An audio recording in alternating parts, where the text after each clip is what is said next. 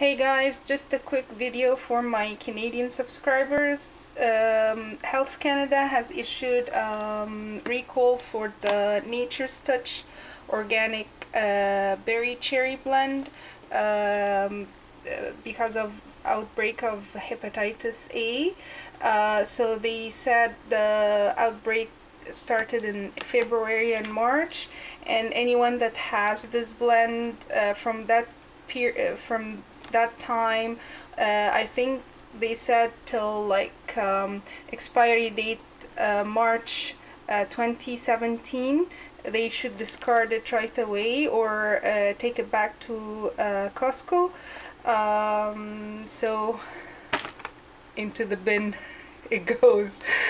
Yeah, thank you so much for watching. I hope everyone is safe and healthy. See you next time. Bye.